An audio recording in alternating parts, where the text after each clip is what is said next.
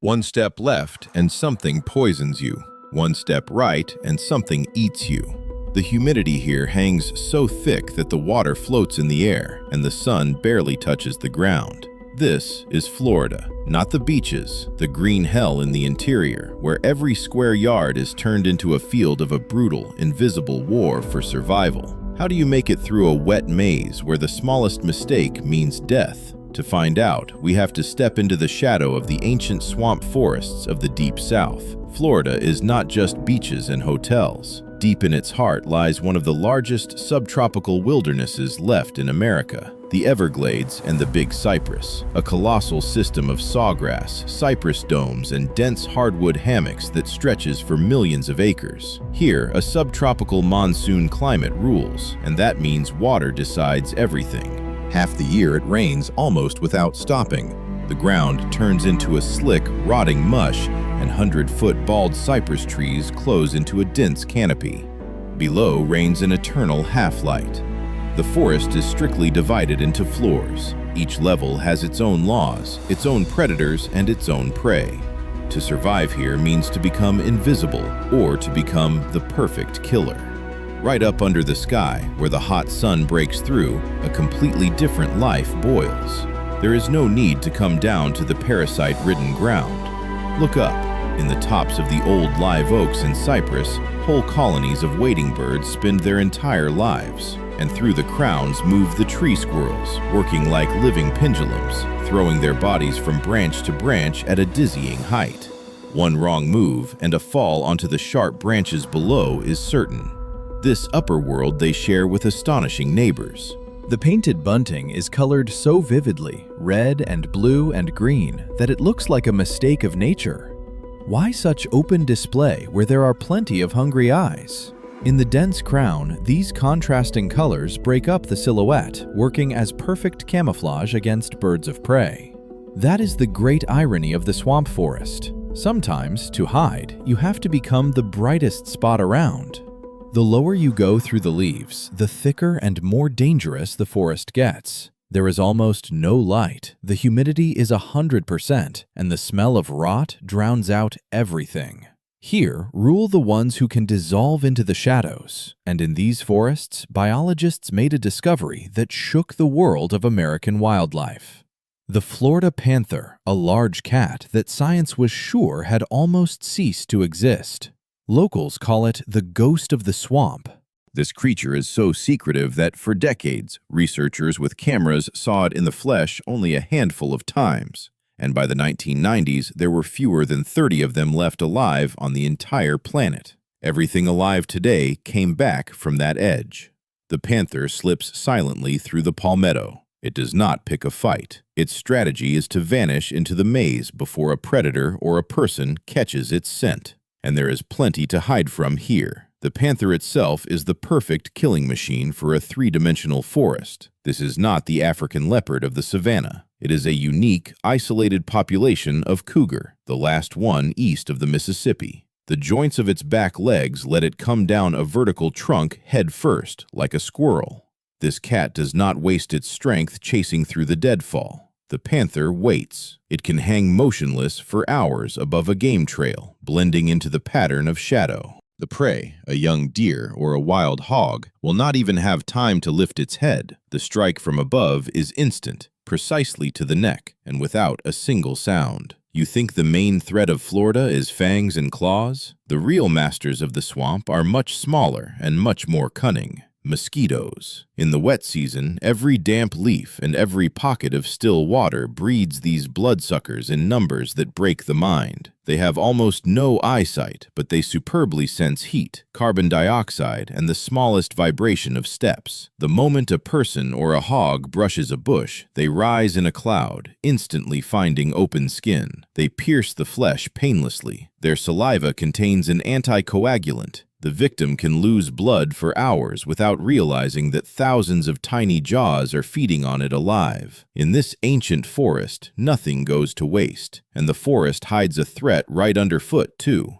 A thick layer of rotting leaves, a luxurious cover, and an acoustic shield that swallows footsteps. Here hunts a specialist of ambush. The cottonmouth, or water moccasin, is a concentrate of patience and venom. Its scales blend perfectly with the leaves. It can lie absolutely motionless for days, waiting for the right distance to strike. A built-in thermal imager on its face catches infrared radiation. The snake does not need to see you. It feels your heat. But even it is not safe, because down these trails glides the king of the American swamp, the eastern diamondback rattlesnake, the largest venomous snake on the continent, reaching close to 8 feet. Its strike is faster than you can react to, and its venom can drop an animal many times a person's size. In the green maze, it hunts by following the chemical trails of its prey with its forked tongue. If you have no deadly venom or powerful claws, there is one way out. Erase yourself from reality.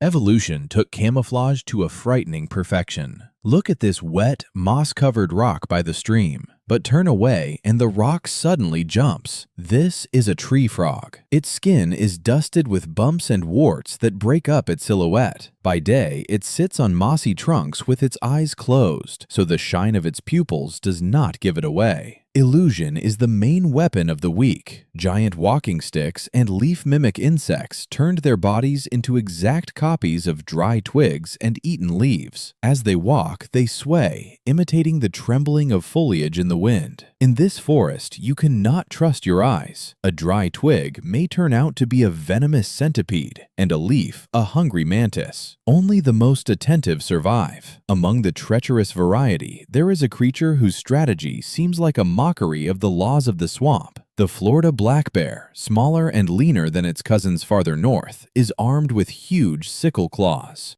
Those claws are not for fights, they are for breaking in. The bear is a professional raider of hives and rotten logs. Its main tool is a long tongue. Having torn open a termite mound or a hollow full of bees, the bear runs it in like a sticky umbrella. It does not care about the insect stings. Its dense fur works like armor. In a forest where every day is a battle for calories, the bear works like an omnivorous vacuum cleaner, eating everything from fruit and palm hearts to lizards. And its loose neck skin is so thick that if a predator grabs it from behind, it can turn around inside its own hide and strike back. The swamp does not end at the surface. Under the limestone of central Florida lies an alien world. Underground rivers have washed out caves and springs of colossal size. Inside some of them, their own microclimate forms. In the dark, where a ray of sun has never reached, life boils too, and its engine is the bats. Every night, millions of them pour out of the passages to hunt. By dawn, they bring back tons of processed insects. Their droppings, the guano, fall to the floor, becoming the foundation of an eerie food chain. It is eaten by billions of cave beetles and roaches, and after them come the blind cave crayfish, the pale amphipods, and the spiders, pale hunters with powerful jaws. There is no place for eyesight here. Touch and vibration rule. One careless movement, and the underground hunter strikes. This is the swamp beneath the swamp, with merciless rules. In the crowns of the trees lives one of the strangest creatures of the American South. People sometimes call it a honey bear, though it has no relation to bears at all. The kinkajou reaches into Florida at the very edge of its range, a massive-tailed hunter that moves through the canopy using its tail as a fifth hand. With that tail, it grips a trunk dead tight, hanging upside down for a juicy fruit or a careless bird. And though it seems a clumsy fruit eater, it is a hard opportunist, tearing apart bird nests, catching rodents, and not turning up its nose at carrion. In a subtropical forest, you cannot be picky. Any animal trail leads to water. The rivers and sloughs of Florida turn out to be a rescue from the heat. But it is exactly here that the tax on carelessness is collected. The water is always murky with tannin and silt. You cannot see the bottom, and this is used by the Burmese python. Not a native at all. This is the giant snake that people released into the Everglades, and it went wild and became the most feared invader of these wetlands, growing past 18 feet. It does not waste energy on the chase. The python sinks its massive body into the water, leaving only its nostrils and eyes on the surface. The ambush can last for weeks. It slows its metabolism, turning into a living log. But when a wild hog or a deer comes down to the water, the river explodes. The strike takes a fraction of a second. Dozens of curved teeth sink into the flesh, and then a muscular mass, many times a person's weight, wraps the prey in steel coils. The python does not break bones. It tightens its coils on every exhale of the victim, blocking the blood flow and stopping the heart. A flawless killing machine, and one that has thrown the whole balance of these wetlands into chaos, because nothing here evolved to fight it. High in the crowns of the cypress, no less dramatic scenes play out. The wood stork is a huge wading bird with a heavy bald head and a massive beak. The noise of its wings recalls the sound of a heavy engine, but what strikes you is its maniacal approach to protecting its young. For nesting, it gathers in dense colonies over the water, and there begins the unimaginable. The parents feed the chicks only when the water levels are exactly right to concentrate the fish. If the water rises or falls at the wrong time, the whole colony can fail in a single season. This is a colossal risk, but only this way can the chicks be saved from the snakes and raccoons that climb every trunk looking for eggs. In the swamp, there are killers that need no teeth. They hack into the nervous system of the victim. The cordyceps, a parasitic fungus that turns insects into zombies. Its spores settle on the shell of a carpenter ant, sprout inside, and release a complex chemistry. The ant stops controlling its own body. Under the fungus, the insect leaves the safety of the colony and climbs upward. The cordyceps precisely calculates the height, about 10 inches off the ground, for the ideal microclimate. Reaching the target, the ant locks its jaws into the vein of a leaf. This is the last act of its life. The fungus kills the host, sprouts through its head as a long stalk, and drops millions of new spores onto its kin below. The level of threat is such that healthy ants spotting an infected one immediately carry it far away. In this forest, even your thoughts can belong to the enemy. In the dark of night, through the thickets, moves a creature that looks like a living cone. Well, in the tropics, it would be the pangolin. But here in the American swamp, its strange counterpart is the 9-banded armadillo, a mammal that decided to become a reptile. Its whole body is covered in hard plates of bone and horn. In danger, the animal does not run. It simply curls into a tight ball or digs down with astonishing speed. Neither panther nor bobcat can easily bite through the armor. Teeth slide off the plates. The powerful claws on its front legs are a specialized tool for breaking in. The armadillo eats ants and termites, destroying their concrete nests. The insects bite the aggressor by the thousands, but the armadillo closes the muscles around its nostrils and ears and runs a sticky tongue into the breach. It even has almost no functional teeth. The food is ground in the stomach with the help of swallowed pebbles, a perfect mechanism for getting protein. In a forest where the trees go up 100 feet, to come down to the ground means to risk your life. The forest floor crawls with snakes and predators. The logical way out? Stay in the crowns. But how do you move around if you cannot jump far? Evolution forced reptiles and mammals to fly. Here, a piece of bark seems to peel off a trunk, opens bright membranes, and silently glides to the next tree. This is the southern flying squirrel, which turned the skin between its legs into a parachute. On long folds of skin stretched between its front and back legs, an elastic membrane spreads. At rest, the squirrel folds it, blending with the bark. Spotting a snake, it jumps into the void and glides a long distance, steering with its tail like a rudder. This is real command over gravity, and the tree frogs went further still. With huge webs between their toes and sticky pads, they leap from a height, spreading their legs and flattening their bodies, and the air current carries the light frog, letting it land softly, far from danger. The ability to move through the air without wings here is a harsh necessity. Night hides not only pythons and panthers. On the branches, with frightening slowness, appears the opossum. Huge, sad eyes, soft fur, and movement as if in slow motion. It seems like the easiest prey in the forest. It does not jump, does not run fast, and comes down to the ground reluctantly. But predators go around it because of a dark trick. When cornered, the opossum plays dead. It really does drop over, its eyes glaze, its tongue hangs out, its breathing goes invisible, and it releases a fluid that smells exactly like something that died a week ago. The predator sniffs this corpse, turns away in disgust, and leaves. And there is more. The opossum is highly resistant to snake venom, so for it, a rattlesnake or a cottonmouth is not a deadly threat, but a meal. It also eats an enormous number of ticks. The opossum is in no hurry, but if it is found, its defenses are always at the ready.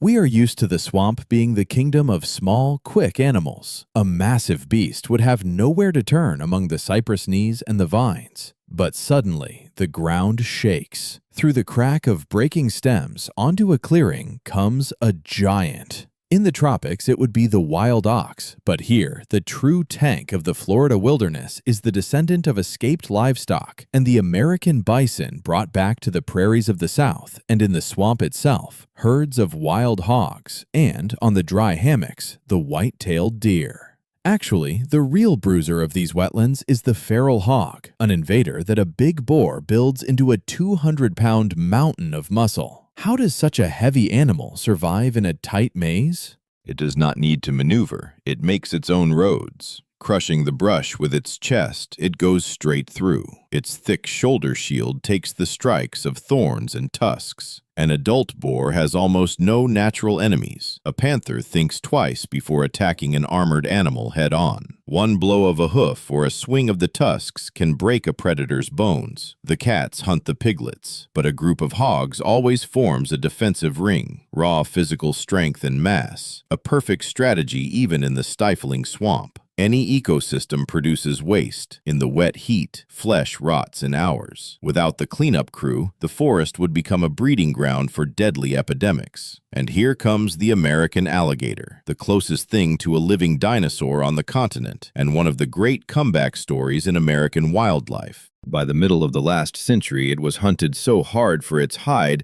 that it nearly vanished, and it was one of the first animals ever placed on the endangered list. Left alone, it recovered so completely that it came all the way back. This armored monster patrols the banks of Florida's rivers. It is a machine for recycling protein. Its jaws crush the shells of turtles, and its senses catch the molecules of decay from a long way off. Its stomach acid is so strong it digests feathers, hooves, and rotten meat. Bacteria deadly to others are just seasoning for it. If there is no fresh carrion, the alligator switches to active hunting. It swims superbly, weaving its tail like a paddle, and sits for hours in an underwater ambush. This adaptive predator turns death into fuel for its own life. And it is a true engineer of the swamp, digging the gator holes that hold water through the dry season and keep half the animals in the Everglades alive when everything else dries up. If you expect danger from the big predators, you just have not looked underfoot. There, among the rotting leaves, hides a nightmare. The giant centipede, a hand-length arthropod in a hard shell. It does not sit in ambush. It is an aggressive, incredibly fast hunter. Its antennas catch the smallest chemical traces and the vibration of steps. Running from it across the slick ground is almost impossible. Its main weapon is a pair of front legs turned into venomous claws. The venom destroys tissue and causes paralysis. It attacks everything: frogs, mice, and lizards. There are cases where these giants take bats right out of the air under the roofs of caves. This predator knows no fear. Let's come down into the dense brush. Here hides one of the strangest small deer of the region. Picture a deer the size of a large dog. This is the key deer, a tiny subspecies of the whitetail found only on a handful of islands in the far south of Florida and nowhere else on Earth. It was hunted down to a few dozen animals and came back from the very edge. Its life is a paranoid quest for survival. At the smallest rustle, it freezes, blending into the shadows. And if a bobcat gets close, the little deer throws itself into the water. It swims superbly between the islands, holding its breath, and hides in the mangrove roots. The ability to vanish makes up for the lack of strength. But there are those who shape the landscape itself. The manatee and, on land, the alligator are the true engineers of this ecosystem. Unlike the animals of the open savanna, the ones here live in conditions of colossal density. The vegetation hides them so well that a huge animal can stand silently 60 feet from you. Every day, an adult alligator's gator hole, dug and maintained for years, becomes the last water in a drying marsh, and every creature for miles depends on it. Deer, birds, turtles, fish all crowd to that one pool. The phenomenal memory of the old animals leads them unerringly along secret routes to water, even through the worst drought. And along their trails in the mornings, fierce scenes play out. Hearing a familiar crowing in the middle of the wild swamp, do not look for a farm. This is the wild turkey, a lean, muscular fighter with magnificent plumage of bronze, red, and black. Nothing like a farm bird. In the swamp, there are no safe coops. On the ground wait snakes and raccoons. From the air attacks the hawk, so the wild turkeys keep 100% vigilance. Feeding on the ground, they constantly look around, and at the smallest shadow, they instantly rocket up into the air. The males have sharp spurs on their legs that leave torn wounds in tournaments. They roost only on the thin branches of tall trees out of reach of ground predators. In the swampy lowlands, in the algae-choked ponds, a monster from a bygone age lies hidden: the American crocodile. Unlike the alligator, which prefers fresh water and is dark, the crocodile is paler, lives at the salty edge where the swamp meets the sea, and in the United States it survives only at the very southern tip of Florida. Its tactic is blood-chilling stillness. Its color perfectly imitates a rotting log. On its jaws sit the most sophisticated pressure receptors. The crocodile, with its eyes closed, catches the vibration of the water from a wading heron. The strike happens without warning, like a spring exploding. In the dry season, when the ponds shrink, it retreats to the deepest holes, slowing its pulse, waiting for the saving rains in a capsule of mud. If the crocodiles are masters of the solitary ambush, then on the middle floors of the forest, collective intelligence rules. The raccoons are the organized crime of the swamp. They live in loose groups, and their society has an iron discipline. The group works like a military unit. While some search for fruit and crayfish, the big males patrol the ground. They have a complex system of sound signals, from chitters to alarm cries about a hawk. Raccoons are incredibly clever. Their front paws work almost like human hands, with unbelievably sensitive fingers. At night, they can climb into any hole, open any shell, catch a frog, or raid a nest on the thinnest branch. Here survives the one who knows how to work with its own kind. Down below, among the ferns, glide reddish shadows. Well, in Asia, it would be the dhole, the red wolf pack. And here is the astonishing part, because Florida is exactly where the red wolf made its last stand. This is one of the rarest animals on Earth, a smaller southern wolf that was wiped out across its whole range and declared extinct in the wild. Everything alive today came from a handful of animals taken into captivity, and there are only a few dozen left in a small patch of coastal country. They never hunt alone. Their strength is absolute coordination and the frightening endurance of the pack. Taking the trail of a deer, they do not set ambushes. They simply run, an exhausting pursuit across difficult terrain, changing the lead animal until the prey is worn out. The absence of the red wolf from most of the South is louder than any howl, and its return is a fragile, hard-won thing. If the wolves are the infantry, then on the middle floor works the special forces. The long-tailed weasel and its swamp relatives, the mink, are elegant creatures that look almost like toys, but that is a deception. The mink is a hyperactive, muscular predator that constantly moves in search of meat. It fearlessly attacks creatures much larger than itself. It loves water, swims superbly, and hunts along the banks with the agility of an acrobat. Its coordination is astonishing. It raids nests of eggs, catches muskrats and frogs, and works the water's edge with endless energy. The mink is a perfect all-purpose hunter that never rests. In the isolated hammocks and cypress domes of the deep swamp lives a bird that was thought gone until the very end of the last century: the Everglades snailkite. Its whole existence hangs by a thread because it eats almost nothing but a single kind of apple snail. Its beak is a specialized tool, a thin hook shaped exactly to pull the soft body of the snail out of its shell without breaking it. If the water levels change and the snails disappear, the kites simply starve. It is a fragile species, squeezed between the draining of the wetlands and human development. Its survival is a direct measure of the health of the whole Everglades.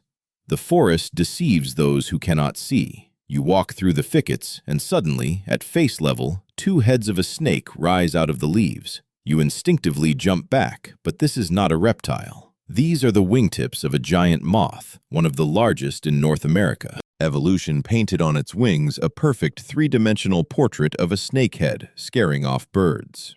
If the camouflage does not work, the moth drops to the ground and thrashes, imitating a snake. But behind the grand appearance is a short story. The adult moth has no working mouth at all. It cannot eat. Its only goal in the week or two of life it is given is to leave offspring and die of exhaustion.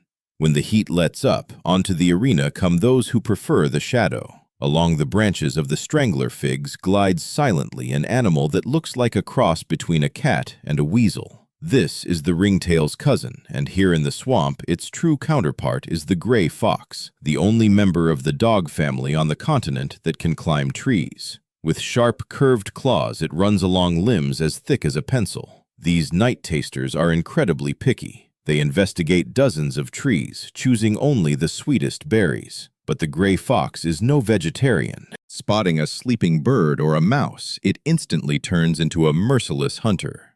The Florida forest demands the ability to switch between diets at the speed of thought. Suddenly, the dense silence of the wet understory is torn by a sharp, dog-like sound. It makes the birds burst off the branches, but there are no dogs anywhere near. This is the bark of a deer, one of the oldest early warning systems of the whole forest. Catching the scent of a python or a panther, the deer tells the predator that the ambush is blown.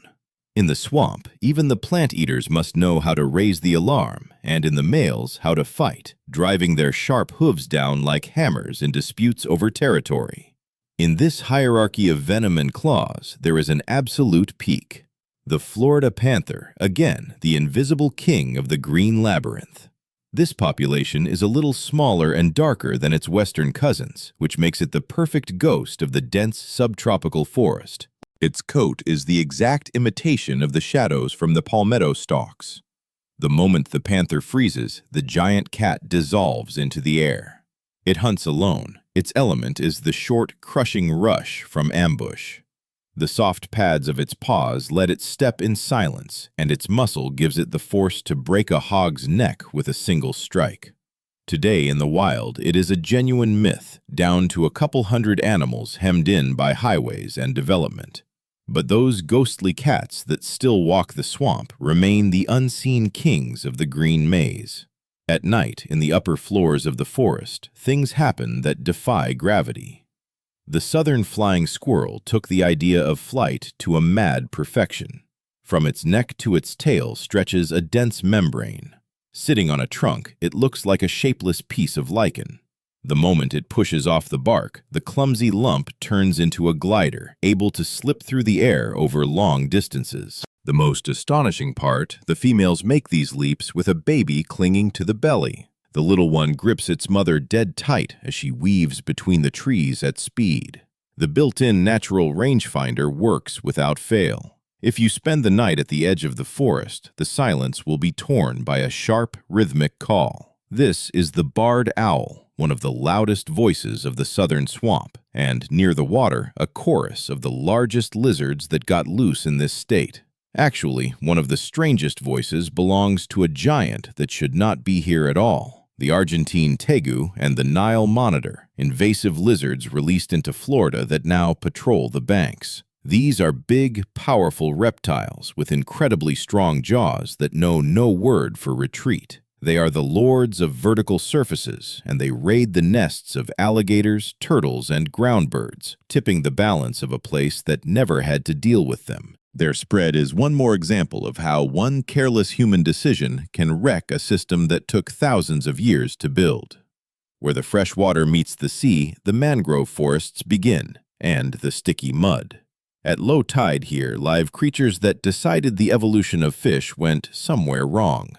Mudskippers of the American mangroves, small gobies and killifish live half on land, breathing through their wet skin, and hop across the mud, their eyes on top of their heads letting them scan without turning.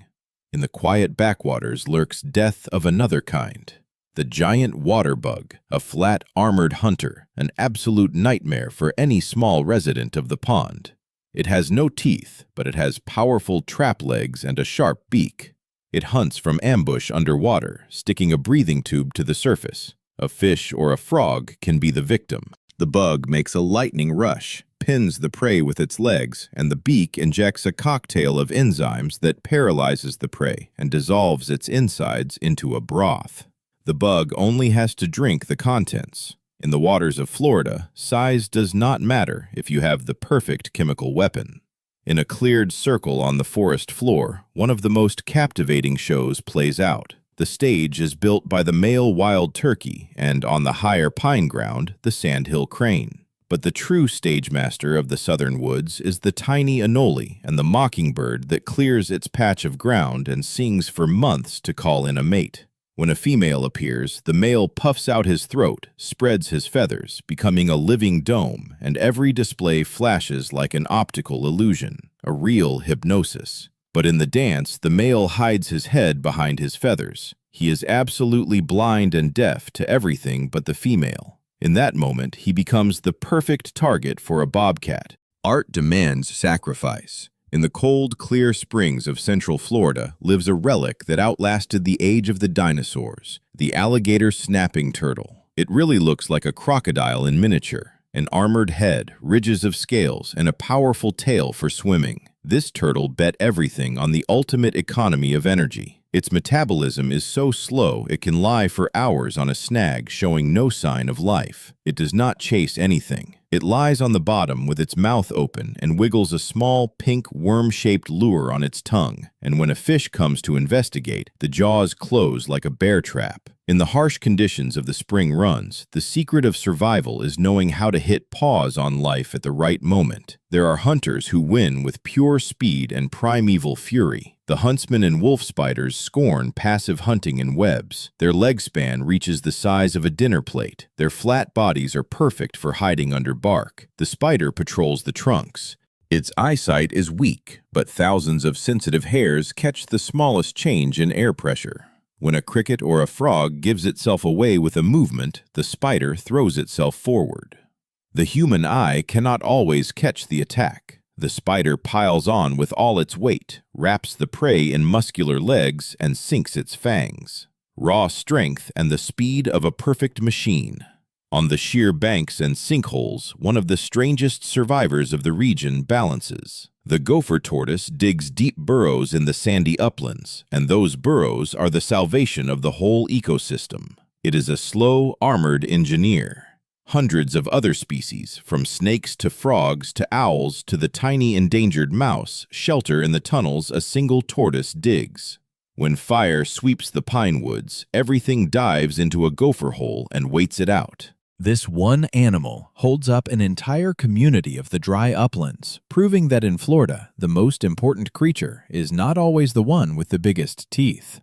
In the spring runs hides a reptile that broke the main rule of its kind. The Florida softshell turtle physically cannot pull its huge head fully under its shell. The usual defensive strategy does not work, so the turtle had to become aggressive. With powerful jaws, it can snap through a thick branch. It is a poor walker, but a superb swimmer, buried in the sand with only its tiny eyes and its long snorkel nose on the surface. As soon as a fish swims past, the sand explodes. The turtle throws its long neck forward with the speed of a striking snake. The powerful jaws close in a death grip. We are used to cats hating water, but in the Florida wetlands, the bobcat laughs at the stereotype. Its dense coat sheds moisture. The bobcat lives and hunts by the water. It freezes on the bank, and when it sees a target, it makes one long, precise leap.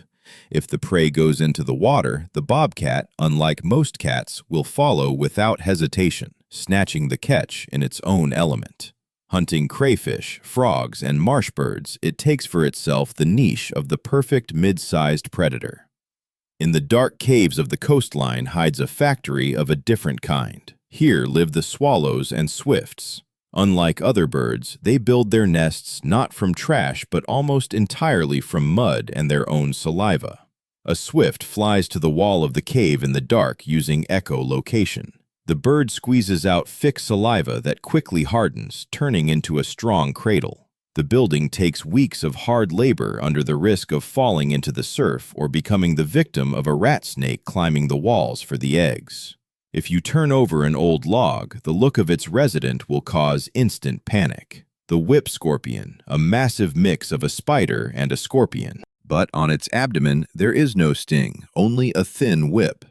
It is completely blind. It feels the world with its long front legs, used as antennas. When a predator attacks this monster, it does not run. It lifts its abdomen and fires a jet of concentrated acetic acid straight into the eyes of the enemy, causing a burning pain. While the predator tries to recover, the whip scorpion calmly crawls back under the log, saving its chemistry. In the swamps of Florida, researchers keep finding creatures that were never supposed to be there. The wetlands still hold their secrets, and every year new species turn up, from tiny fish in isolated springs to snakes and salamanders found in no other place on Earth. Each of them is a piece of a living puzzle, tuned over thousands of years to conditions nothing else could handle. Their very existence proves that the Florida swamp is still an unfinished map. When the wet season ends, the forest pools shrink fast. For fish, it is certain death, but not for the walking catfish. When a puddle turns to cracked mud, the catfish simply comes out onto the bank and sets off on foot to find new water. This whiskered traveler, another invader that spread through the state, uses its strong pectoral fins as levers and weaves its body like a snake. A special organ lets it breathe air as long as its skin stays wet. On rainy nights, dozens of large catfish crawl across the forest floor. It is a risk. Land predators will not miss the chance for fresh fish, but the risk must be taken to survive. The humid forests hide an amphibian with a frightening life. The gopher frog and the tree frogs breed in temporary pools, but there is one that goes further. Some frogs lay their eggs not in open water, but in tiny pools trapped in tree hollows and bromeliads high above the ground. The tadpoles are locked there without food. To keep them alive, the mother returns again and again to lay unfertilized eggs, and the tadpoles feed on them. A unique mechanism of survival in an enclosed space, in a forest where the ground below is a death trap. At dusk crawls out a reptile impossible not to notice, the coral snake. Its body is covered in contrasting rings of red, yellow, and black. By day, this snake is sluggish. If you accidentally step near it, it will most likely not even try to bite. But its venom is a powerful neurotoxin. The bite is almost painless, without swelling, but within minutes it paralyzes the victim, and death comes from the stopping of breath. Bright color here is not decoration, it is an ultimatum, a warning that everything in the swamp learns to read. In the dense fern thickets steps the bobcat again, but here it shares the ground with an even smaller shadow. By size, it is like a house cat, but it is a wild, absolutely untamable hunter. Its coat is dusted with black spots on a golden background, making it invisible among the flecks of light. It is a sniper with phenomenal hearing. Spotting a target, it makes one long, precise leap. Surprisingly, this miniature hunter swims well and often sets ambushes on the banks of the streams. Hunting crabs and frogs, it takes for itself the niche of the perfect micropredator.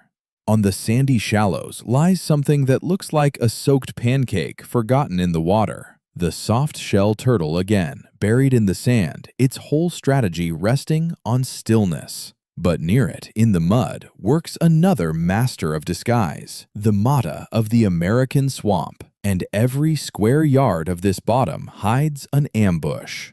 At sunset, the air over the crowns fills with the noise of huge wings. Not fruit bats here, but the waiting birds coming home to roost, and the great flights of white ibis and roseate spoonbills settling into the trees in noisy colonies. These birds are among the most important gardeners and indicators of the swamp. When they gather in the tens of thousands, the wetland is healthy. When their numbers crash, something in the water has gone wrong.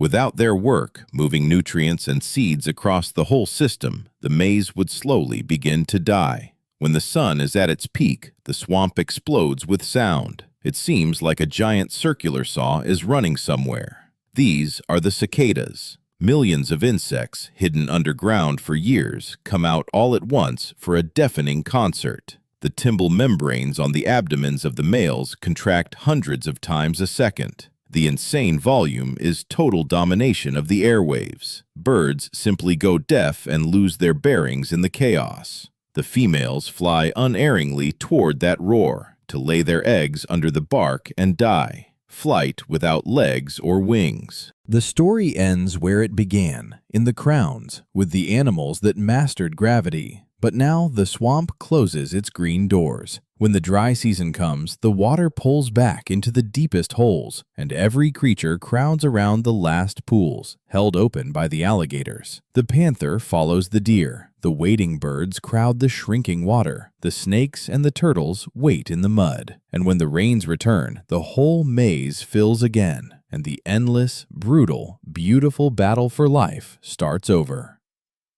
That is wild Florida for you, not the beaches. A giant, merciless machine where nothing wastes a single calorie, from the cicada under the ground to the panther crossing a ridge of dry hammock. We saw how the alligator turns death into fuel, how the invaders rewrite the rules, and how the ghostly panther clings to life in a shrinking maze. This wild world is fragile. It asks for our respect and our protection, especially now, as the water that feeds it grows scarce and the invaders keep coming.